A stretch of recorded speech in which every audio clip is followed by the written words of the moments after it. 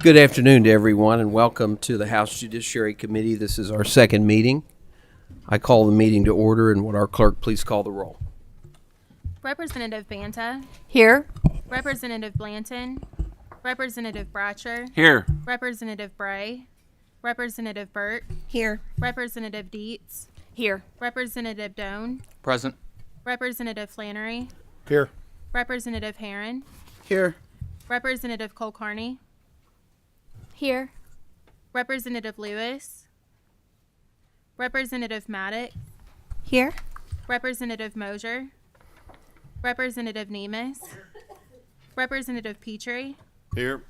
Representative Rawlings. Here. Representative Sharp. Present. Representative Stevenson. Representative Wilson. Here. Co-Chair Decker. Present. Chairman Elliott.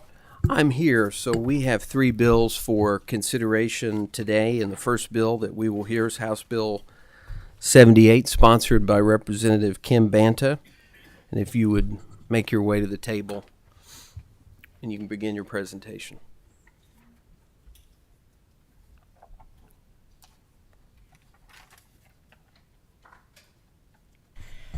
Good afternoon. Kim Banta, 63rd. This bill is a follow-up from last year that got lost in the Senate. And there's a committee substitute, Yes. so you want the substitute before Yes, the please. committee. Is there a motion for Motion the on the substitute? sub. There's a motion by Representative Decker and a second by Representative Doan. All in favor, please say aye. Aye. Those opposed, no. And the committee substitute is adopted. So you may proceed. Thank you. And this just was I want to call it a clerical error from way back when they did not add aunts and uncles to incest. And this is simply adding aunts and uncles. Motion on the bill Thank was you. amended by the committee sub. There's a motion by Representative Petrie. There's a second by Representative Flannery. And if there's no discussion, would our clerk please call the roll?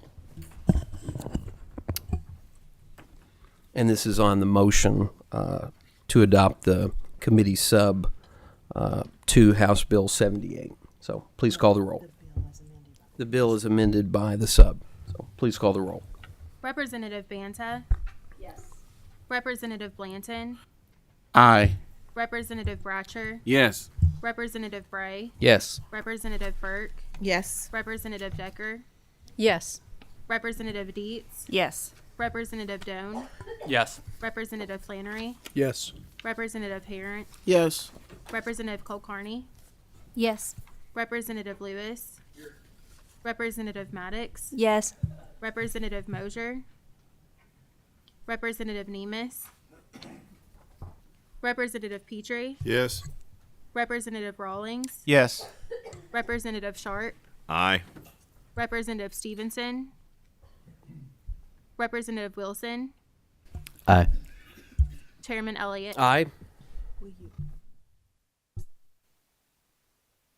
Representative Lewis, would you cast your vote, please? Yes, Mr. Chairman, I'd like to do a yes vote. Thank you. Yes.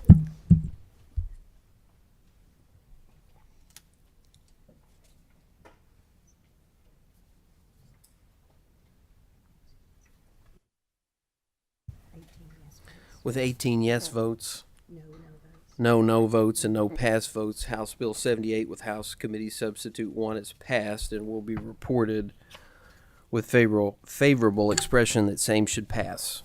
Thank you. Thank you. The next bill for our consideration is House Bill 225. Representative Doan, if you would make your way to the table and introduce yourself and for the record, and then you can proceed.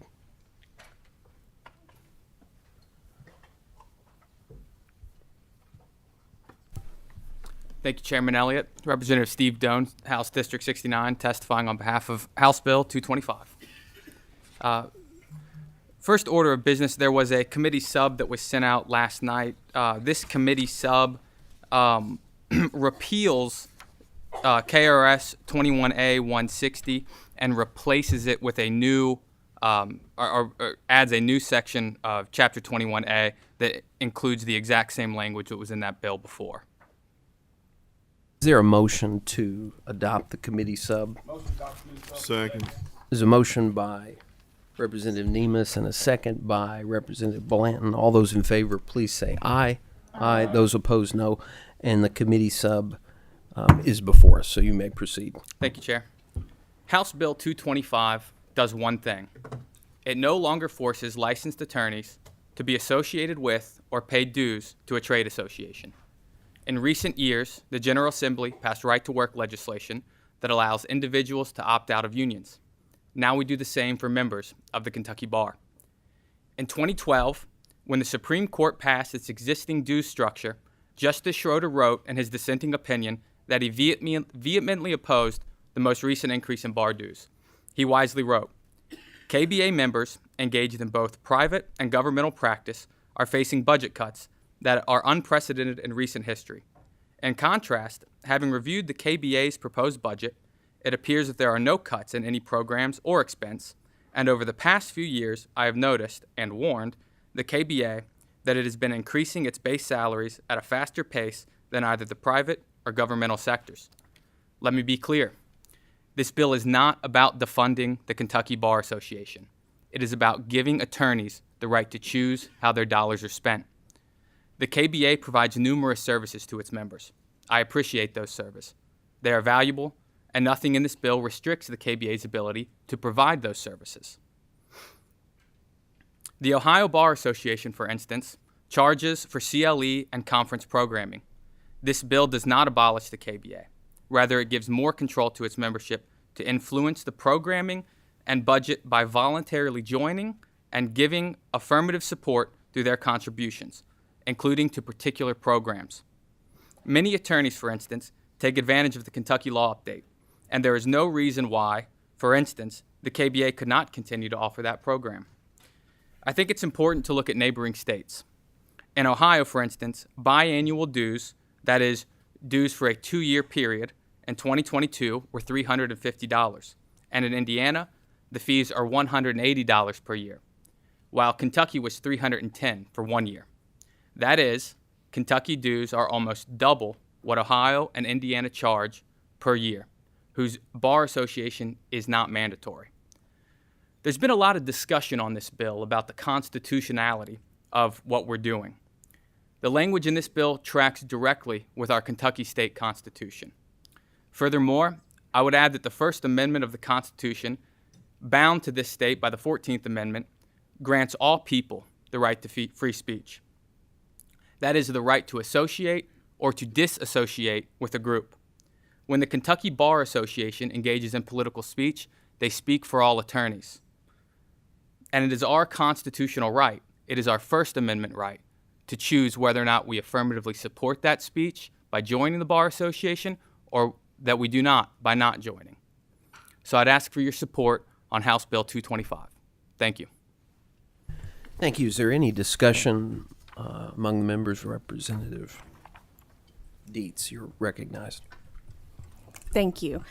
Can you give me examples on what political speech the Kentucky Bar Association has engaged in that you're referencing? Sure. We, a few years back, we had Monica Lewinsky come and speak, who's a political actor who has to speak on political things at our annual bar convention. That's one specific example. And there's been a number of instances in our Bench and Bar magazine where I've seen articles. You want to follow? Yes, you may. Go ahead. Following up on that, what you're referencing with Monica Lewinsky is when she came to speak at yearly convention, correct? Correct. And aren't there other examples of where the Kentucky Bar Association has also invited more conservative voices to come and speak, to give a well-rounded presentation to its members of both sides? They may have, and I think that the members of the Bar Association should have the opportunity to determine whether they want to be a part of an organization that's going to engage in political speech or not. Thank you. Representative Burke, you're recognized. Thank you, Mr. Chair. May I ask a question? Yes, you may. I'd like to quote a section from the decision of Ex parte Auditor of Public Accounts. You may be familiar with the case.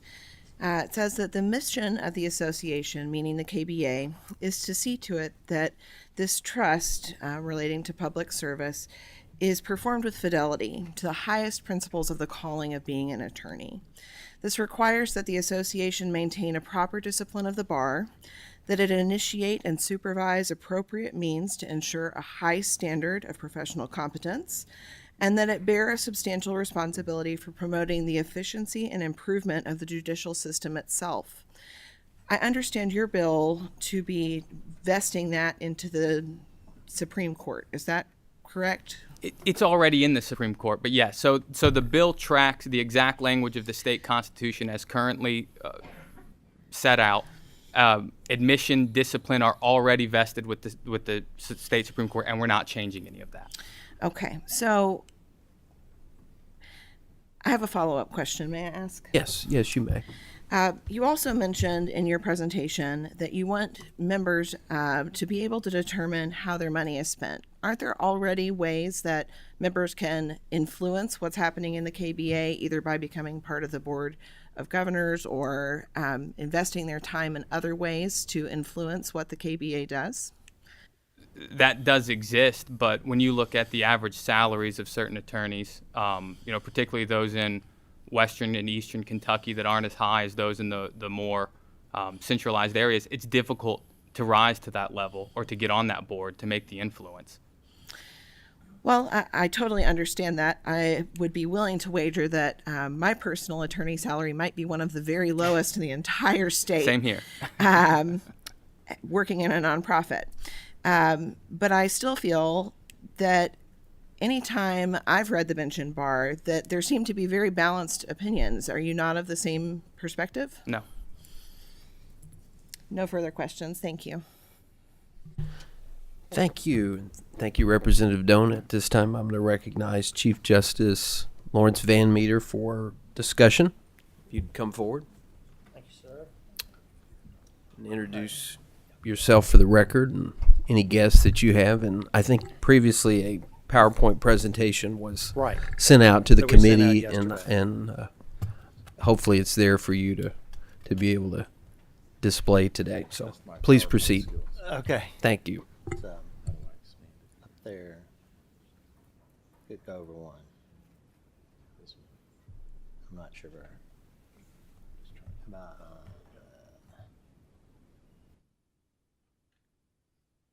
yeah, we're lost. You always need someone who's like about 25 to do your PowerPoint and do your technology, so.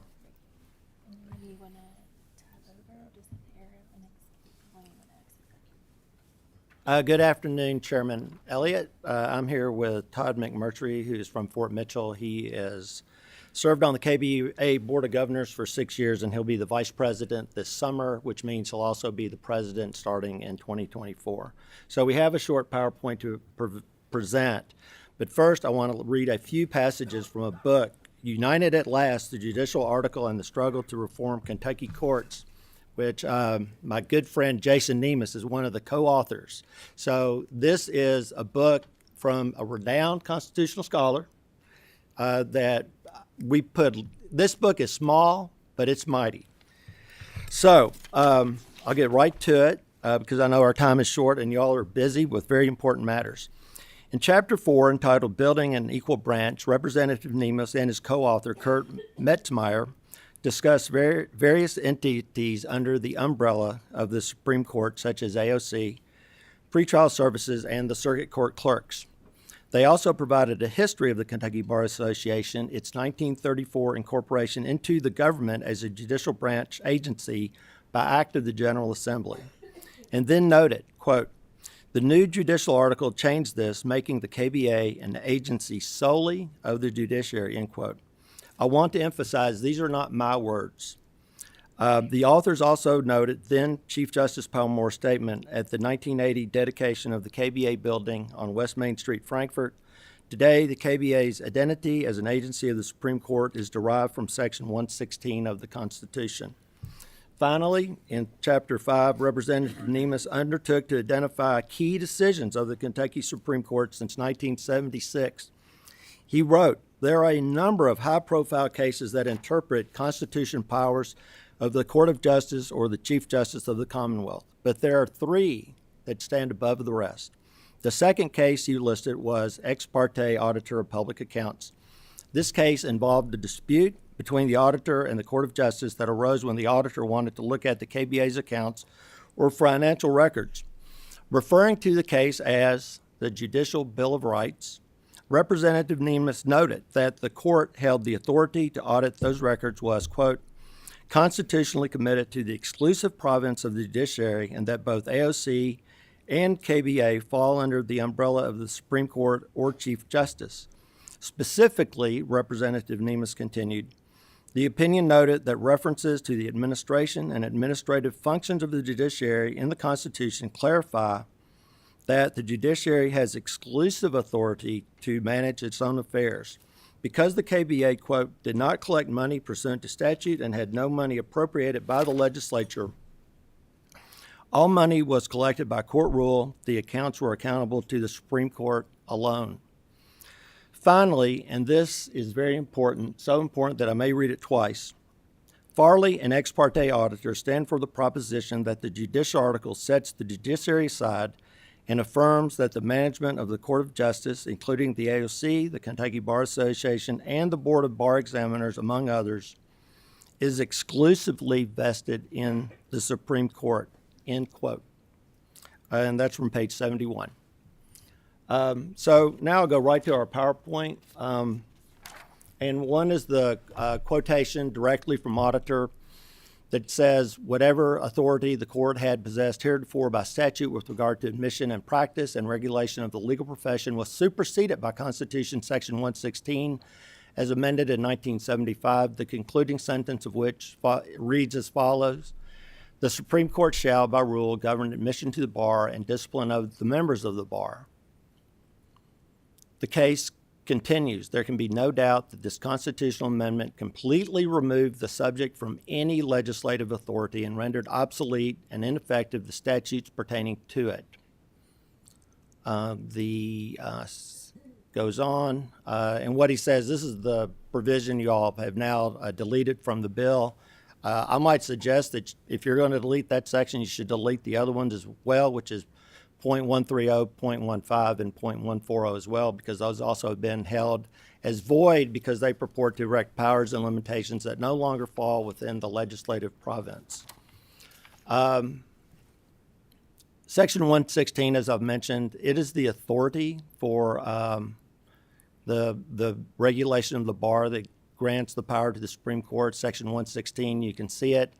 Supreme Court shall have power to prescribe rules of practice and procedure for the Court of Justice. The Supreme Court shall, by rule, govern admission to the bar and the discipline of the members of the bar. And the next slide just shows, I went back from 1797 to 1976, so for roughly 180 years, the General Assembly provided for the licensing of attorneys. You can see a sample of the statutes. There's more than that, obviously. In 1918, the Court of Appeals' role was formalized to set qualifications to practice law as to both character and knowledge. And then, as I've already noted, in 1934, the General Assembly established the Bar Association as a judicial branch agency. So I'm going to turn it over to Mr. McMurtry at this point to talk about what specifically the Bar Association does and doesn't do. Good afternoon, everyone. My name is Todd McMurtry. I've served on the Kentucky Bar Association Board of Governors for nearly 6 years, and next year I moved to the role of Vice President, so I've spent a lot of time being a part of what the Bar Association does. And in preparation for this hearing, I read the case Ex parte Auditor, and I think that there's a quotation from the case that really sums up what we do. And the first part is that it says, there seems to be a rather prevalent misapprehension regarding the nature and function of the association. It does not exist for the private benefit of the legal community. The members of the bar are entrusted with privilege that places their duty of public service above their personal requirements and ambitions. The mission of the association is to see to it that the trust is performed with fidelity to the high principles of their calling. This requires that the association maintain a proper discipline of the bar, that it initiate and supervise appropriate means to ensure a high standard of professional competence, and that it bear a substantial responsibility for promoting the efficiency and improvement of the judicial system. And I think if you look at the slide that we have before you, which says, what does the Kentucky Bar Association do? It basically supports that mission as stated in the case, in the NRA auditor case. And just for quick background, there are 4 officers and 14 board members from the Bar Association that come from all parts of the state. And addressing the issue of elections, often those offices are contested, but there are people from large firms, from small firms, from metropolitan firms, and from rural firms that all serve on the Kentucky, on the Bar Association's Board of Governors. So there is a lot of different types of lawyers that represent the entire bar on the board. And one thing that we do in our decision-making process is that we are very careful about, not taking a political stance on things. It's a frequent point of discussion when we talk about speakers at the annual convention or any actions that the Board of Governors may recommend to the Supreme Court. We're very careful and always aware of the implications that the decisions, governing mandatory versus voluntary bars affect. So we are very careful about complying with the constitutional aspects that limit us, but also our responsibility. Very quickly, when you look at this slide, you can see that everything that we do here goes to the mission as stated in the NRA auditor case.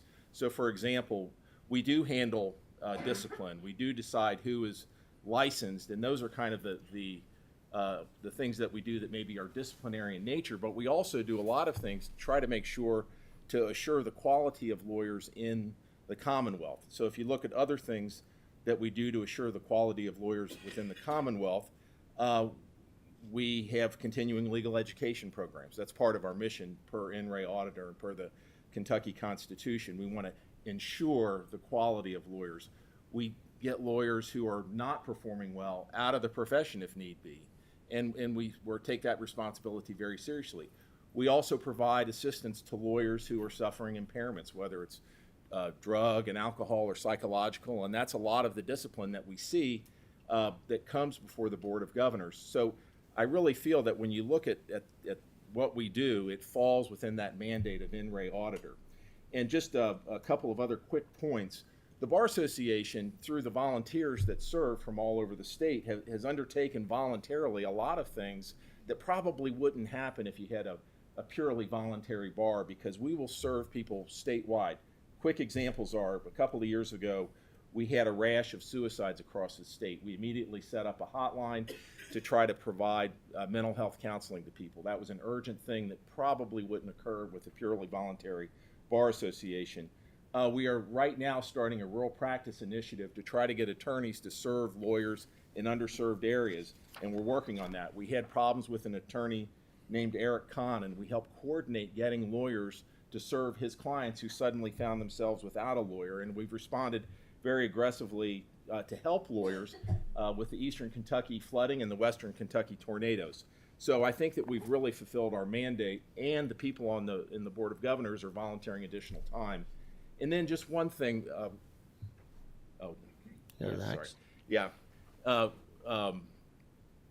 One thing on the Monica Lewinsky. If you look at our next slide here, it says, do we take ideological or political positions? And Representative Doan mentioned the Monica Lewinsky talk.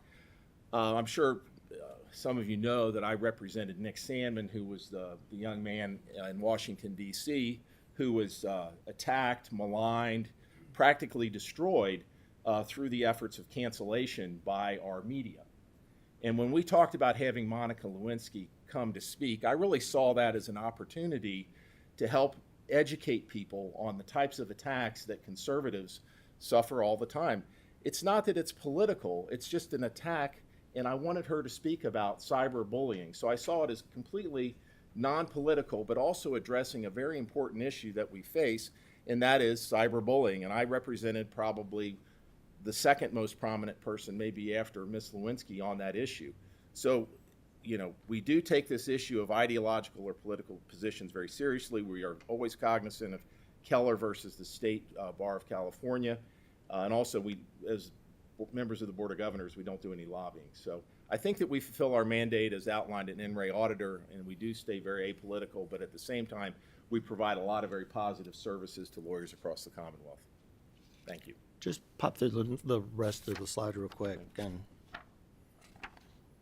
Oh, you want me to cover these? yeah, yeah. Okay, yeah, with regard to dues, we have limitations on use of dues in the current KBA policy, and it says such dues will not be used for political or ideological activities that could reasonably be construed to impinge upon the First Amendment rights of speech of members who disagree with such ideological and political activities. I explained with Monica Lewinsky, we're cognizant of that, and we brought her in for a very particular reason regarding cancellation.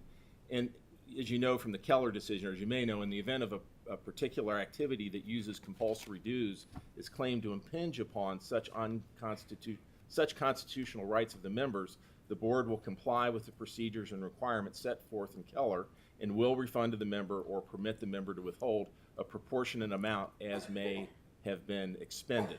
And just on the issue of dues that was raised earlier, dues have not gone up in 10 years. And I served on the budget committee this year, and frankly, we don't anticipate that dues are going to increase anytime soon for the foreseeable future, and probably well after the time that I've left the board. So, just to address that quick point, we have more here. Then the next couple of slides, mandatory integrated bars. There are 32. You can see that we're there. We're not the only one in our neighborhood that has a mandatory bar. I'm kind of looking. Kentucky's in there. I think. West Virginia, Missouri. So a lot of our neighboring states are in there. The states that don't have, Representative Dunn touched on too, Ohio and Indiana don't. The next slide talks about what the fees, dues are for an experienced attorney. You see Illinois, $385, Indiana, $180, Kentucky, $310, Missouri, $410, Ohio, $350 biennially. Tennessee, which does not have a mandatory bar, actually $570. Virginia $250, West Virginia $250 is $310 in line with those, I think. You want to just take this one real quick? Sure. In preparation for this hearing today, we did look at other states and efforts that had been made in the courts to have federal lawsuits challenging mandatory bar membership, and as you can see here, every one of them has failed. And because our bar association and our board of governors are so attuned and careful about what we do with regard to Heller, we feel that we'll fit nicely within those states where any challenge has failed, because we take that responsibility very seriously. I just want to conclude with just very short, brief summation. And this is another quotation from ex parte auditor, in which the court stated, inevitably there is and always will be a gray area in which the line between legislative prerogatives of the General Assembly and the rulemaking authority of the courts is not easy to draw. The policy of this court is not to contest the propriety of legislation in this area to which we can accede through a wholesome comity. And you all know there's a number of cases where the court has says such and such is unconstitutional, but we're going to give it comity because we can, and that's what we want to do where we reasonably can.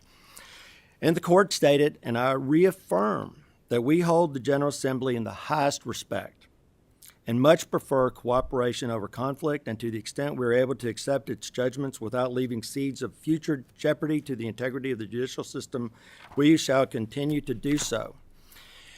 So, as I stated in my formal investiture 6 weeks ago, we, the three branches of government, we prefer to cooperate to the maximum extent possible in putting in place those improvements to the judicial system that will increase access to the justice of the people of the Commonwealth. And as a perfect example, Representative Nemes yesterday filed House Bill 440 to provide payments for guardians ad litem for minors and IPOs, DVOs.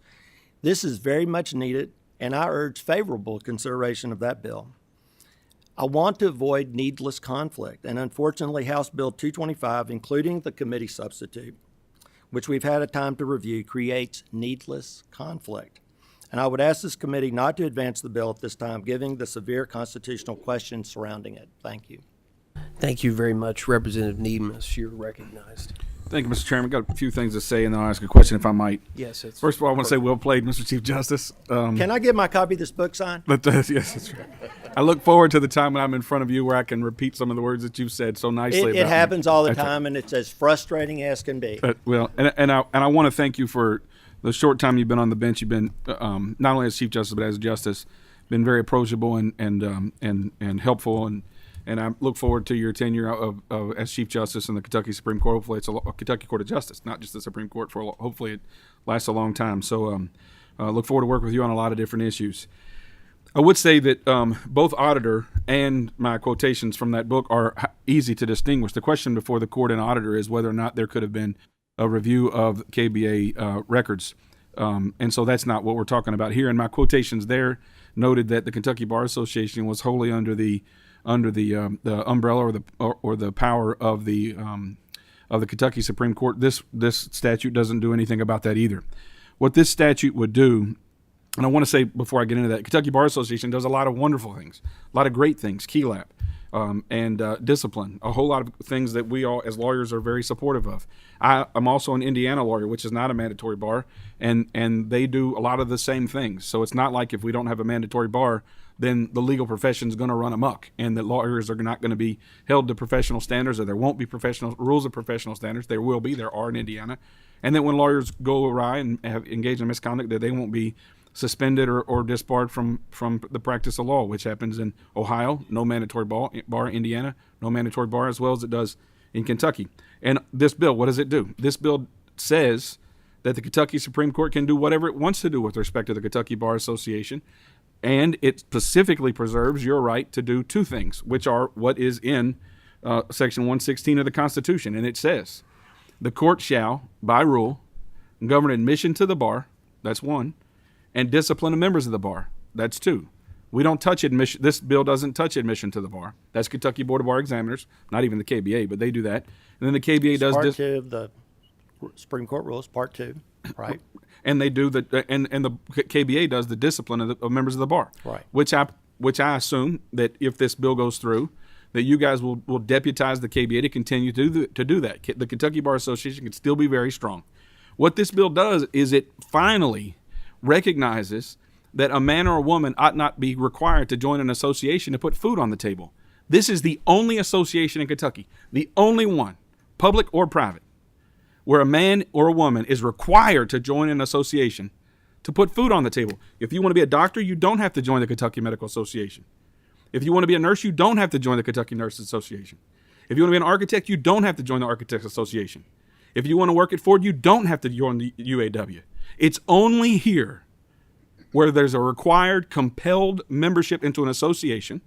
A lot of the things that they do, I support. A lot of the things they do, I strongly oppose and don't want to be associated with the group that uses my money to give to Monica Lewinsky. I don't want to be associated with that. And if you look at the programming from the KBA over the last 20 years, I've went to every single convention. They aren't even close. It is 7-1 on one side. I wouldn't want it to, and just let me finish. I wouldn't want it to be 7-1 on my side. It's not appropriate. But even if it were on my side, this is the only association in Kentucky, and I think it's a shame that a man or woman is compelled to join an association to feed their family. It ain't right.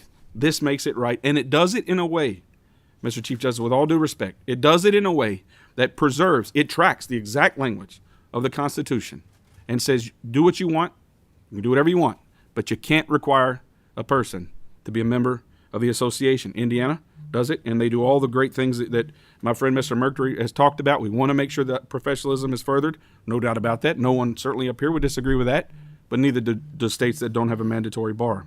So that's what I have to say, and I guess my question would be, and I'm not going to ask it of the Chief Justice because that feels too aggressive. I don't want to do that, but I ask for you, Mr. Mercury. Do you support this being the only place in Kentucky that a person has to join an association to actually put food on the table? And how can you defend that when obviously we passed right to work a few years ago, and I know you were supportive of that? Well, what I do is I support what the association does for the profession, and I don't think it could do it as well for the profession if it were not mandatory, because we're able to have revenue from all of the attorneys to do a pretty large amount of good with all the programs that were listed here. You think the doctors could do a lot better if they required mandatory membership? I don't know what the doctors could or could not do with mandatory membership. I do know that by having the support of all the lawyers in the Commonwealth, we're able to do a lot more. And I I stand by the fact that I don't think our association is political. I think we really do focus on the NRA auditor goal that is stated in that case, and that fits within the constitutional mandate that the Chief Justice described. I would ask you offline to go look at the 2020 KBA convention program, which, by the way, didn't have any options. It was one program because it was the COVID one. And if anybody can, with a straight face, tell me that that's not political, then I'll ask Mr. Doan to withdraw this bill. It was shamefully political. Thank you, Mr. Chairman. Mr. Chief Justice, can I you're interject? recognized. Can I interject? Who gave you that list of speakers What list of speakers? that you just referenced for the last 20 years? Who gave that to you? I gave that to you, right? The list of speakers? Yeah, I gave it to you. I don't know. It to you. It was in the package of stuff I gave you. I gave it to you with the budget. Oh, the right? budget. Right. So here would be my question. The bill, as we know, admissions is clearly under the Office of Bar Admissions, right? So that's one part. Then there's the discipline part. So under this bill, would we be entitled to assess a annual license fee? Sure. Would that be okay? No doubt. What about CLE? Can part of the fee go to CLE? You can require people to pay for CLE programming just like any other, the 20 non-mandatory bars do, like I paid Indiana. Okay, could it be within under our new Office of Bar Discipline and Attorney Competence? Could it be under that? I think you could deputize the KBA or name some organization that you wanted. You could certainly, state Supreme Court does it themselves, but you could deputize the KBA to do that, no doubt about it. Could we still have a bar center fund? I mean, people have to Sure. work somewhere, right? As long as it's voluntary, would do that whatever be you want to okay? do. Yeah, I think so, Mr. Chief Justice. All I'm saying is this is the only place where you have to join an association. That just feels un-American to me. It feels wrong. I don't know if I'll leave the KBA. What if we change the rules to take out any word that said member or membership? Would that be okay? You're excising funds for me that I don't want to pay, that aren't associated No, with my no, CLE? they're licensing fees. They're licensing fees. Could we do that? As long as they go to discipline of the bar, I'd be for it. But I don't want to. If they're not disciplined in the bar, I don't think you can compel. You can take my money from me. All right. Well, That's what I think. we look forward I to think reading. that's what the Constitution says. I have not expressed an opinion on the bill. I want to make that clear. I have read extensively from Representative Nemus' very fine book that I will get him to sign at a future date. And I look forward, I suppose, to the briefs. Thank you, Mr. Chairman. I want to say before I turn it back over how much respect I have for Chief Justice and appreciate him being here. Thank you, Mr. Chairman. Well, I second that. Representative Flannery, you're recognized. Well, I think the Chief Justice may have answered my question, but it's been my observation the last few years that your predecessor would come to committee meetings and it appeared to me would opine on the constitutionality of legislation. It appears to me today, based upon your presentation, that you may be doing so. Obviously, you, in your statement, you maybe seem to think you're not doing that, but is it appropriate for the Chief Justice or a justice or a judge to come to a legislative committee and opine on the constitutionality of pending legislation? Well, again, I've read from just Representative Nemus's book. We have quoted from Ex parte Auditor, which is a factual assertion of what that statute says or what that case says. So again, I think there are questions about this bill. There are questions about this bill, and I know if Representative Nemus is involved in filing the briefs, that he will expand on the points he's made here today. Or, if an attorney ultimately is suspended for non-payment of dues because he thinks this bill is valid and, somebody else thinks it's not, it will come to us to resolve. If there's a federal challenge, obviously, if there's a federal challenge, we have no say in that, right?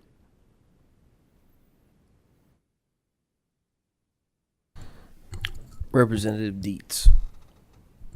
Yes, I want to thank you both for being here today. And I guess first I'm going to say I have been a member of the Kentucky Bar Association since 1994.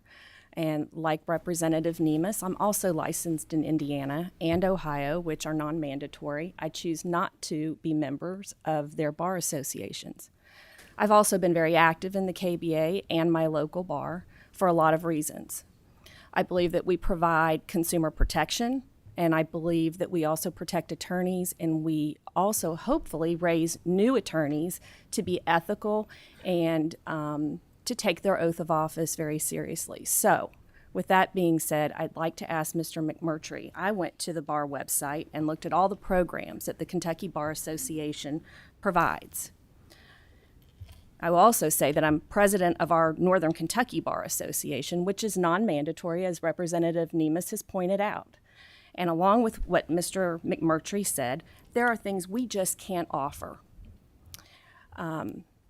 We have tried to address mental health in the Northern Kentucky community with our attorneys, but we can't even come close to what the Kentucky Bar Association has done with KELAP, with substance abuse and mental health. What programs, talking and answering with, from the consumer point, what would they lose? And then what would young attorneys lose as far as their growth and protection? So talking about specifically the legal negligence arbitration, fee arbitration, the client security fund, if you could talk about that. Well, I think for the, starting with the young attorneys, what they would lose, there is a very active young lawyers section that is very involved with the overall Board of Governors. They have attorneys all across the state that are involved and work together to do good for the community. They've had the legal food frenzy. The past few years, they do other things that are certainly fulfilling and worthwhile. There's the new lawyer education that we provide, which is CLE type education. We've also done leadership development training for young lawyers to try to, maybe provide for them some mentoring and some guidance on how to best serve as an attorney, and had training to help them understand how the system works. I think your first question, if I recall, was what would be lost with this change in the Bar Association. I tried to say in my primary remarks that I think that everything that we do really goes to the idea, and you said it, consumer protection and lawyer protection. So in other words, we are now able to address problems at an early stage rather than a later stage. So what we see in discipline, most of the discipline deals with attorneys who have substance abuse problems. That is, time and again, that's the problem that you have. 9 out of 10 discipline cases are like that, but we don't really have very many, and I've seen that number come down as I've served on the board. So I think that we're having a positive impact. So we're able to provide that consumer protection, but it's also lawyer protection, and it's lawyer protection because we have these services. We have the availability of psychological counseling on a statewide basis. We've addressed, to as best we can, the suicide issue. We're also able to address people who have substance abuse problems. KLAP is probably our most important activity because it reduces the pipeline of discipline. It does the most to protect lawyers and to protect people who are hiring lawyers, to keep them away from people who are, too high or drunk or have a problem and not serving their cases. I've seen circumstances where lawyers have missed statutes of limitations because of impairment, and people have suffered. The other thing that we have is we have this client security fund that the dues helps service, and that client security fund will give money back, not 100 cents on the dollar, but it will give money back in a circumstance where a lawyer has stolen. And we've seen many circumstances where lawyers just leave the Commonwealth, you don't even know where they are, and they've taken the client's settlement money with them, wherever they've gone off to. So we're able to compensate them somewhat. So I think if we don't have the bar structured as we have, and with all respect to Representative Nemes, if we have to go to a somewhat curtailed structure where you pay for what you get, I don't know how many people are going to pay for KELAP. I don't know how many people are going to pay for client security funds. Hopefully, if this were to come to fruition, a lot of people would, but we now know that we have that level of protection for the consumer, for the lawyer, and we address problems at the early stages before they become significant. Representative Wilson, you're recognized. Thank you, Mr. Chairman. I have a two-part question, Your Honor. If this bill were to become law, who would have the standing to challenge it, and who would hear the case? Would it be the Supreme Court of Kentucky and your honorable court that hears the case, Your Honor? Well, Representative Nemus and I actually discussed this, and what may happen would be a lawyer would say, I'm not paying the dues that have been assessed. They're assessed as of July the 1st. They're payable September 1st, and there's a period of time that you have to pay. Then you get around to January the 15th or so, and you're suspended if you're not paid. So that's one way it could come up. And I guess there's other ways it could come up. Somebody, you know, it could come up any number of ways. And ultimately, the Supreme Court, yes, would decide.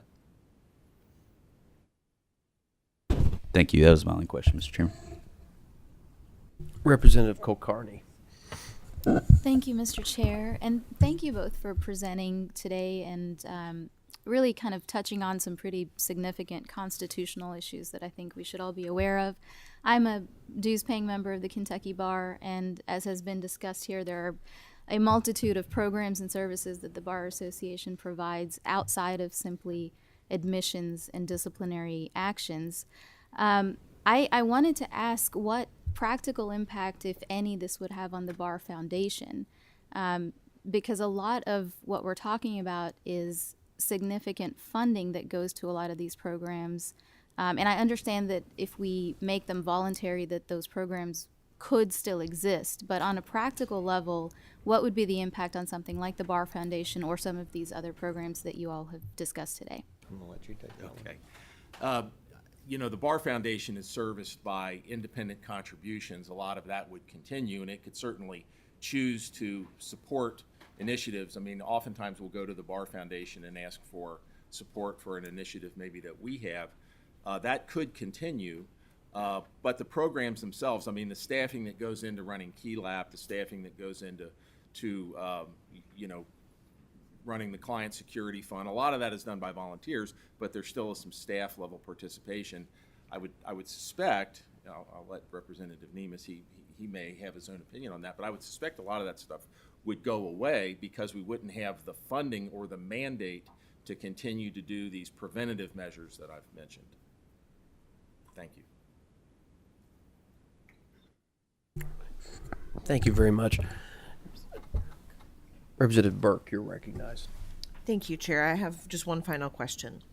Mr. Murtry, in your presentation, you had a bar rule, I believe, that said that any members who found objectionable some of the presentation, whether it was political or otherwise, that was made by the Bar Association could petition to have a partial refund of their dues. Is that a common practice? Do you have a lot of requests like that?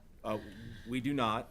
We do have requests from people who are suffering some financial distress, oftentimes a serious illness. That happens every year. They'll ask for relief from their dues payments. Those are reviewed by the Board of Governors and 99 times out of 100 approved if somebody has a real financial problem. But no, we do not get requests for, I think if we return the Monica Lewinsky funding, for example, it's, there's 20,000 lawyers in Kentucky and she was paid $20,000, it would be $1 refund for that. So would you say then that the people who have objections already have a method of recourse where they could request a partial refund if they find objectionable any of the things the Bar Association's doing? I think under law they could do that, and I think that just goes back to our decision to try to be careful. And we do have all the programming, and there is some programming that you might say this leans one way or the other. My impression of the programming is a lot of it's educational. So if I maybe hear I'm somebody that differs from me politically, I'm interested in that. It's like opposition research to a certain extent, but we do really try to keep it balanced. Thank you so much. Thank you. I have a brief question. One of the slides related to bar dues and in relation to, you can if you'd like. Do you envision if this legislation is successful that bar dues could increase in Kentucky? I think that was sort of maybe, Well, I kind of read that between would be between the that lines. would be the Tennessee experience, and then of course if lawyers now can get all their free CLE by going to Law Update,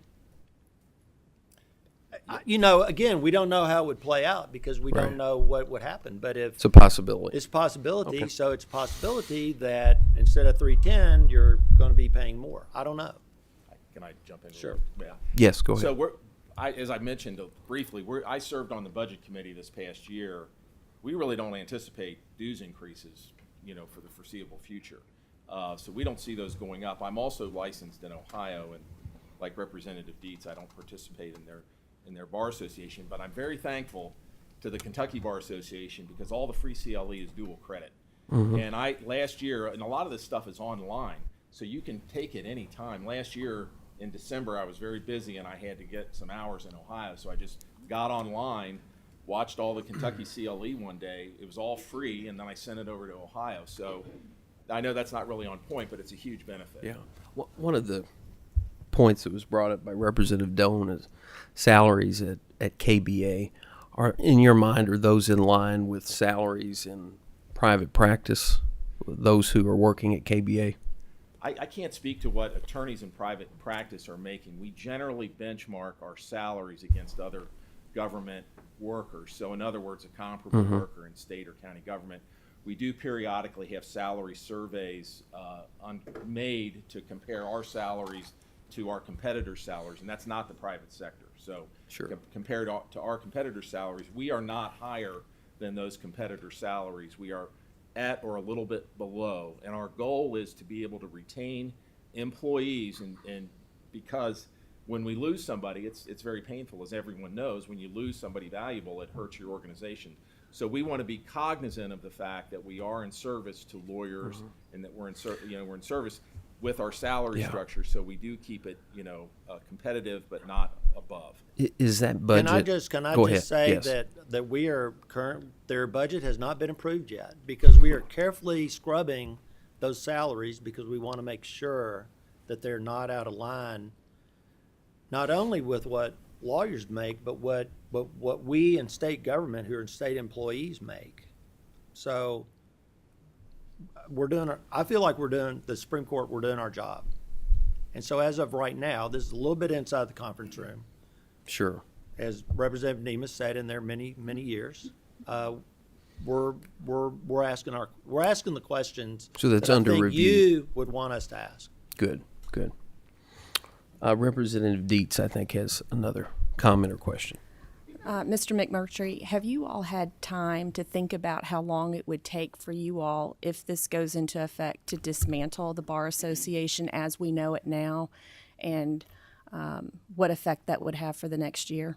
I could speculate, but it would be pure speculation. We have not addressed this at the Board of Governors level or at the staff level, but I can say with the programs that are not strictly CLE or licensing, there would have to a lot of work would have to be done to change the structure of the organization.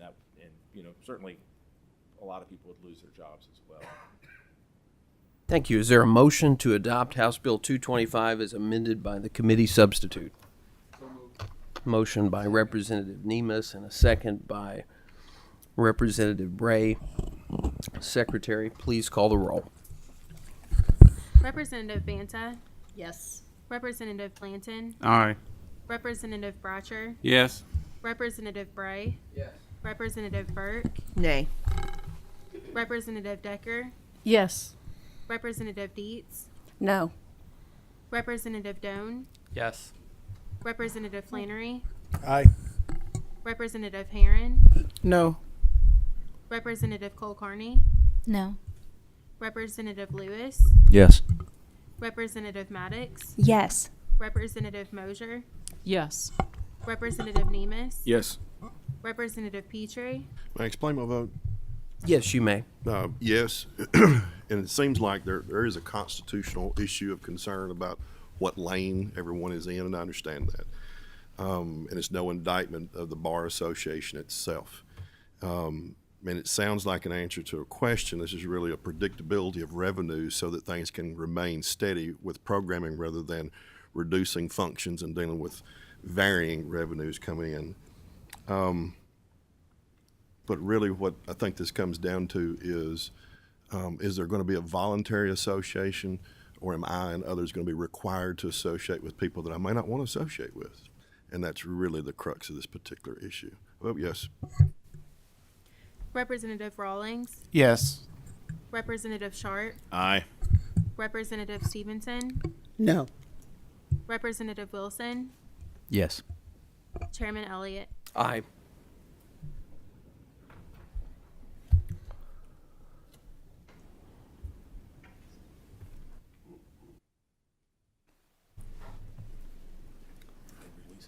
Yeah. Thank y'all so much. Thank you. Thank you, sir.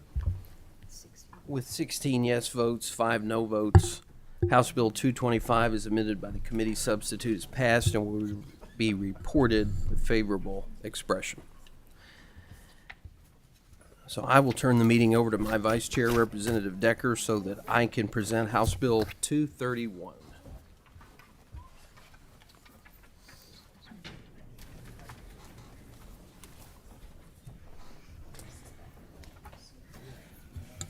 That's all I'll say.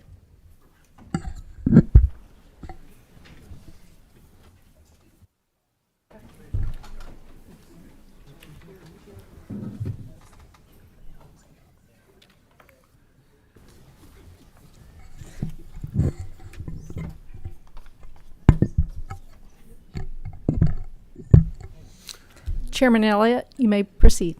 Thank you, Madam Chairman. I am delighted today to present House Bill 231 to the members of this committee. This bill actually passed in 2017 on a 95-0 vote. And what it would do is that it would give the Department of Community-Based Services another tool in their toolkit when a child is placed in an emergency placement due to an unavailability of the parents, which, as we lawyers know, is typically in a dependency, neglect, and abuse situation. Motion on the bill. Motion was made by Representative Blanton, seconded by Representative Nemus. If there's no further discussion, Secretary, please call the roll.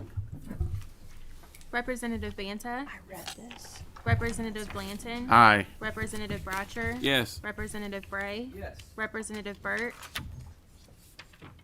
Representative Decker. Yes. Representative Dietz. Yes. Representative Doan. Yes. Representative Flannery. Aye. Representative Herron. Yes. Representative Kulkarni. Yes. Representative Lewis. Yes. Representative Maddox. Yes. Representative Mosier. Yes. Representative Nemus. Yes. Representative Petrie. Yes. Representative Rawlings. Yes. Representative Sharp. Aye. Representative Stevenson. Yes. Representative Wilson. Chairman Elliott. Aye.